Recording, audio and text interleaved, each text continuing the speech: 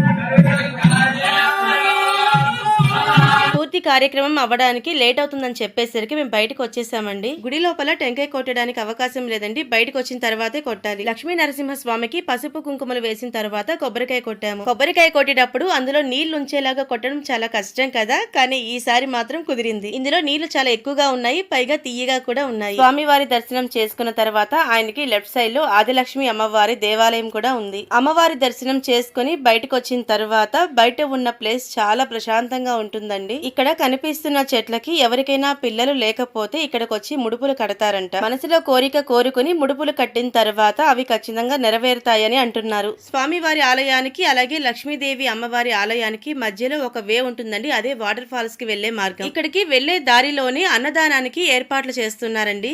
Water falls కి వెళ్లేటప్పుడు కొద్దిగా దూరం వరకు సిమెంట్ రోడ్డు ఉంటుంది. మేమొచ్చింది అన్ సీజన్ లో కాబట్టి ఒక్క చుక్క నీళ్లు కూడా లేవు. అదే రైనీ సీజన్ లో వచ్చుంటే ఇక్కడ మీకు చూపిస్తున్నాను కదండి కొండలు, అక్కడి నుంచి మీకు వాటర్ ఫాల్ అనేది కనిపిస్తూ ఉండేది. ఈ విషయం గురించి నాకు తెలియదులేండి, అక్కడ మా వారు చెప్తూ ఉంటే అది విని నేను మీకు చెప్పాను. ఎలాగో ఇక్కడ వరకు వచ్చాం కదా, మళ్ళీ ఎప్పుడు వస్తామో ఏమో, ఒకసారి అక్కడ వరకు వెళ్దామని మా వారిని అడిగాను. వద్దు, ఇప్పుడు నడవలేరు, ఈసారి సీజన్ వచ్చినప్పుడు తీసుకొస్తానని చెప్పారు. అయినా కూడా మనం వినే రకం కాదు కదా, వెళ్లాల్సిందే అని చెప్పి పట్టుపట్టాను. ఒకసారి వెళ్తే నాకు కూడా అర్థం అవుతుందని సరే అని చెప్పారు. నేను మా వారు వెళ్దాం అనుకున్నామండి, కానీ మా వదిన మా పిన్ని వాళ్ళు కూడా వస్తామని చెప్పారు. కొద్ది దూరం వెళ్ళగానే అర్థమైపోయిందండి ఇంకా మా పిన్ని వాళ్ళు కూడా రాలేరని. ఇంకా మా ఇద్దరు పిన్నిలని మా వదినని వెనక్కి వెళ్ళిపోమని చెప్పి నేను, మా వారు, పాప ముగ్గురం బయలుదేరాము. మీకు ఫస్ట్ లో చెప్పాను కదా ఆటోలో చెప్పులు వేసి తప్పు చేశామని, అది ఇందుకే. మా వారేమో సేఫ్ గా చెప్పులు వేసుకున్నారండి, నాకు జానుకి ఇద్దరికి లేవు. మేము జానును కూడా వద్దని చెప్పామండి, కానీ దానికి ఇలాంటి సాహసాలు చేయాలంటే చాలా ఇష్టం. జస్ట్ ఫ్యూ మంత్స్ బ్యాకే మా వారు వాళ్ళ కజిన్స్ తో ఈ పెంచిన కొనని విజిట్ చేశారు. సో ఆయన వాటర్ ఫాల్ ని చూసేశారు. అలాగే జాను కూడా 3 years బ్యాక్ మా అక్క వాళ్ళతో ఇక్కడికి వచ్చింది. కానీ మరీ చిన్నపిల్ల కదా, తనకేమీ గుర్తులేదంట, అందుకే మళ్ళీ వస్తుంది. మాకు ఎదురుపడ్డ ప్రతి ఒక్కరిని పైనుంచి నీళ్లు వస్తున్నాయా, ఇంకా అక్కడ ఎవరైనా ఉన్నారా అని అడుగుతూనే ఉన్నాము. కన్వ మహర్షికి గుర్తుగా ఈ ఏరు ప్రవహిస్తుంది, కాలక్రమేణా ఇది కండలేరుగా మారింది అని అంటారు. వయసు పైపడ్డ వాళ్ళైతే ఇక్కడికి అస్సలు రాలేరండి, అది కూడా 60 years ప్లస్ ఉన్న వాళ్ళైతే రాలేరేమో. ట్రెక్కింగ్ చేసే వాళ్ళకి మాత్రం ఈ ప్లేస్ ఒక మంచి ఎక్స్పీరియన్స్ ని ఇస్తుంది. ఇక్కడికి రావడానికి ఉదయం 7 గంటల నుంచి సాయంత్రం 4 గంటల వరకు మాత్రమే విజిటింగ్ అవర్స్ ఇచ్చారండి. చుట్టూ అడవి ప్రాంతం కాబట్టి వెలుతురు ఉన్నంత వరకు మాత్రమే నడవగలరు. సన్లైట్ వెళ్లిపోయే ముందే మనం రిటర్న్ అయిపోవాలి, అందుకే 4 to 5 వరకు విజిటింగ్ టైం ఇచ్చారు. గుడి దగ్గర నుంచి జలపాతం దగ్గరికి వెళ్ళడానికి కనీసం 2 నుంచి 2.5 కిలోమీటర్ వరకు దూరం ఉంటుంది. ఇక్కడ వాటర్ ఫ్లో ఉన్నప్పుడు చాలా మంది చెప్పులు అయితే తెగిపోయినట్లున్నాయండి. దారి పొడుగుతా కూడా తెగిపోయిన చెప్పులే మాకు కనిపిస్తున్నాయి. స్టార్టింగ్ లో ఏమో చిన్న చిన్న రాళ్లు ఉండేవండి, కానీ వెళ్లే కొద్దీ పెద్ద పెద్ద రాళ్లు ఉన్నాయి. పెంచిల కోన అంటే ఎవరైనా వాటర్ ఫాల్స్ ని, బ్యూటిఫుల్ లొకేషన్స్ ని క్యాప్చర్ చేసి చూపిస్తారు, కానీ ఎటు కాకుండా ఇలా బండరాలని చూపించేదాన్ని నేనే అనుకుంటాను.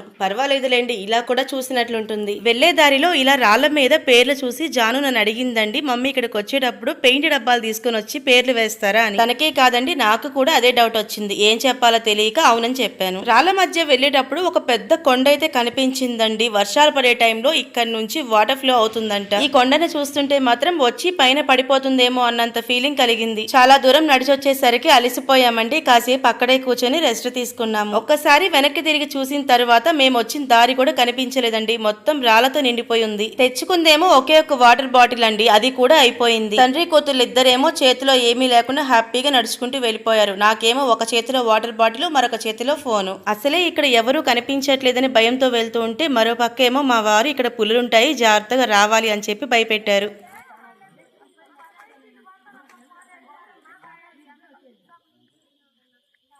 ఏంటంటే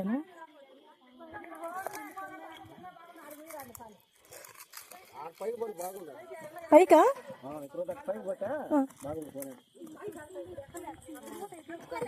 ఉన్నారు మా పైన ఇంకా? అయ్యో మేమే లాస్టా?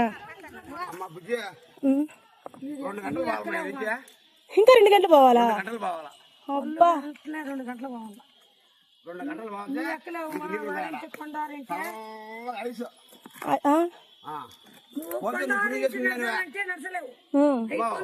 నువ్వు పుణ్యం చేసుకున్నావే పోతే ఆ పాప పోతుందా? ఆ కొండ కాక మన ఇట్లా ఇట్లా పోవాలి, మన ఇట్లా ఇంకో కొండ తట్టుకోవాలి. ఇప్పుడు మీరు అక్కడికి పోయి వస్తున్నారా? అందరూ పోయి నీళ్ళు పట్టుకొని స్నానం చేసి నీళ్ళు పట్టుకొని వస్తాను. 9కి పోయినాం, 6కి పోయినాం, ఆడికి 2 గంటలు పట్టింది. ఇప్పుడు వీళ్ళు చెప్పింది మీకు అర్థమైందా అండి? మేము వెళ్ళాలనుకున్న దగ్గరైతే అస్సలు నీళ్లు లేవంట. అక్కడి నుంచి ఆ కొండ దాటుకుని మరో దగ్గరికి వెళ్తే అక్కడ నీళ్లు ఉన్నాయని చెప్పారు. అలాగే వాళ్ళు చెప్పిన ప్లేస్ కి వెళ్ళాలి అంటే ఇంకొక 2 గంటలు టైం పడుతుందని చెప్పారు. నాకు కొత్తగా తెలిసింది ఏంటంటే ఇప్పుడు మేము వెళ్లాల్సిన వాటర్ ఫాల్స్ కి వెనక మరొక కొండ, అలాగే మరొక వాగు కూడా ఉందని. ఇక్కడ వాటర్ ఫ్లో అవుతున్నప్పుడు ఇక్కడ కొన్ని గుండాలు ఉంటాయంట, అది చాలా ప్రమాదం అని మా వారు చెప్తున్నారండి. ఇప్పుడు ఆ గుండం ఒకసారి మీకు చూపిస్తాను చూడండి. ఇక్కడ కొద్దిగా నీళ్లు కనిపిస్తున్నాయి కదా, అదే. చిన్నపిల్లల్ని ఎవరైనా తీసుకొస్తుంటే వాళ్ళని ఇటువైపుకి రాకుండా చూసుకోండి. ఇక్కడ కొండల మధ్య అంతా చెట్లు ఉన్నాయి కదండి, అవి చూడడానికి చాలా బాగున్నాయి, కొత్తగా కూడా ఉన్నాయి. ఎంత దూరం వెళ్తున్నా కూడా దూరం పెరుగుతుందే తప్ప మేము చేరుకోవాల్సిన ప్లేస్ అయితే అస్సలు రావడం లేదు. మేమేమో పై పక్క నుంచి వెళ్తున్నామండి, కింద మరో దారి కూడా ఉంది. ఇక్కడ కొంతమంది పిల్లలు మాత్రం చాలా ఈజీగా ఆ బండరాలను దాటుకుని వెళ్ళిపోతున్నారు. ఎలాగోలా తంటాలు పడుతూ చివరికి మేము రావాలనుకున్న డెస్టినేషన్ కి అయితే చేరుకున్నాము. ఇక్కడ చూసారంటే ఒక్క చుక్క నీరు కారడం కూడా కనిపించదు. ఇక్కడికి రావాలంటే మాత్రం అక్టోబర్ టు ఫిబ్రవరి రావచ్చండి. ఇంత దూరం వచ్చాను కదా, కాసేపు నీళ్ళల్లో ఉందామని దిగాము. దిగిన తర్వాత ఒక్క క్షణం కూడా నేను జాను అందులో ఉండలేదు. కాళ్ళకి ఏవో తగులుతున్నట్టు చూస్తే కింద కప్పలున్నాయి. వాటిని చూసిన తర్వాత నీళ్ళల్లోంచి బయటికి వచ్చే వరకు నేను జాను అరిచిన అరుపులైతే మామూలుగా లేవు. ఇంత దూరం వచ్చిన తర్వాత నా ఎక్స్పీరియన్స్ మీకు చెప్పాలంటే, ఇంత దూరం ఇంకొకసారి నేను రాను. ఒకవేళ వచ్చినా కూడా ఇందులో మాత్రం అస్సలు దిగను. ఒకవేళ దిగాలి అనిపిస్తే మాత్రం కప్పలు ఉన్నాయా లేదా అని చెక్ చేసుకొని మరీ దిగుతాను. ఇంకా మా పిన్ని వాళ్ళు ఎదురు చూస్తుంటారని మేము వెంటనే రిటర్న్ అయిపోయామండి. ఇంకా లాస్ట్ కి మేమే కదా అని భయపడుతున్న టైంలో మాకు ఎదురు అయితే పోలీసులు వచ్చారు. ఇంకా మా భయం కూడా పోయింది. వెళ్ళేటప్పుడు వాగు దగ్గరికి వెళ్ళాలన్న ఎక్సైట్మెంట్ లో అంత అనిపించలేదు గానీ, రిటర్న్ వచ్చేటప్పుడు మాత్రం చాలా కష్టపడ్డాం. వెళ్ళేటప్పుడు అంత ఎండ లేదు గానీ వచ్చేసరికి ఎండ బాగా ఎక్కువైపోయింది. కింద ఉన్న రాళ్లు కూడా బాగా కాలిపోతున్నాయి. మేము తెచ్చుకున్న వాటర్ బాటిల్ లో నీళ్లు అయిపోవడంతో బాగా దాహం వేసింది. ఇక్కడికి ఎవరైనా వెళ్ళాలి అనుకుంటే వాటర్ బాటిల్స్ ఎక్కువ తీసుకెళ్ళండి, లేదంటే ఇబ్బంది పడతారు. మా వారికి ఎంత నమ్మకం అంటే మేము సేఫ్ గా వస్తామని మమ్మల్ని వదిలేసి మాకన్నా ముందే వెళ్ళిపోతున్నారు. ఇక్కడ ఎవరో కానీ ముందు జాగ్రత్తగా వాటర్ క్యాన్ కూడా తీసుకెళ్తున్నారండి. అలాగే చిన్న చిన్న పిల్లల్ని ఎత్తుకుని మరీ తీసుకుని వెళ్తున్నారు. మేము తిరిగి వచ్చిన వెంటనే మాకు ఒక వాటర్ ట్యాంకర్ అయితే కనిపించిందండి. మా దాహం అయితే తీరిపోయింది. మేము ఇక్కడ నుంచి వెళ్లి రావడానికి మాకు 2.5 గంట టైం పట్టింది.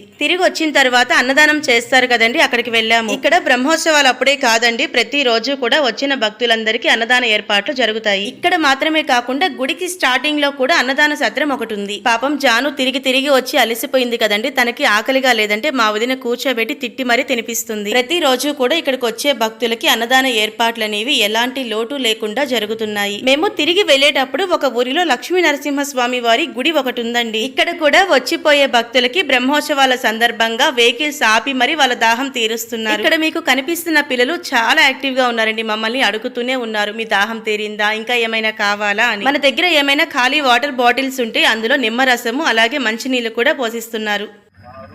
5 రోజులు మంచినీళ్ళకి భోజనానికి ఇబ్బంది పడబడలే.